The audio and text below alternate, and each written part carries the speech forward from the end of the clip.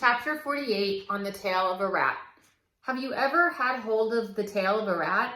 At best, it is an unpleasant sensation, scaly and cold, similar to holding on to a small, narrow snake. At worst, when you are dependent upon a rat for your survival, and when a part of you is certain that you are being led nowhere except to your death, it is a hideous sensation indeed to have nothing but a rat's tail to cling to. Nonetheless, Despereaux held on to Botticelli Rimorso, and the rat led him deeper and deeper into the dungeon. Despereaux's eyes had by this point adjusted quite well to the darkness, though it would have been better if they had not, for the things he saw made him shiver and shake. What did he see? He saw the floor of the dungeon was littered with tufts of fur, knots of red thread, and the skeletons of mice.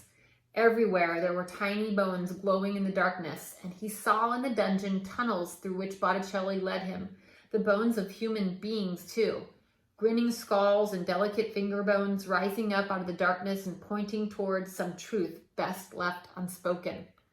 Despereaux closed his eyes, but it didn't help. He saw as if his eyes were still open, wide, the bones, the tufts of hair, the knots of thread, and despair. Ha ha ha, exactly, Botticelli laughed as he negotiated the twists and turns. Oh yes, exactly. If what was in front of Despereaux was too horrible to contemplate, what followed behind him was perhaps even worse. Rats, a happy, hungry, vengeful parade of rats, their noses up in the air, sniffing and sniffing. Mouse, sang out one rat joyfully. Yes, oh yes, a mouse, agreed another, but something else too. Soup, called out another rat. Yes, soup, the others agreed. Blood, sang a rat. Blood, they all agreed together, and then they sang, Here, mousy, mousy, mousy, here, little mousy, mousy.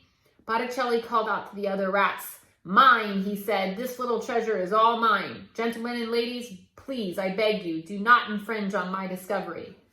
Mr. Rimorso, said Despereaux. He turned and looked behind him and saw the rats, their red eyes and their smiling mouths. He closed his eyes again. He kept them closed. Mr. Rimorso, he shouted. Yes, said Botticelli. Mr. Rimorso, said Despereaux, and he was crying now. He couldn't help it. Please, the princess. Tears, shouted the rats. We smell tears, Mousy, we do. Please, shouted Despereaux. Little friend, said Botticelli. Little Despereaux Tilling, I promised you, and I will keep my promise. The rat stopped. Look ahead of you, he said. What do you see? Despereaux opened his eyes. Light, he said. Exactly, said Botticelli. Light.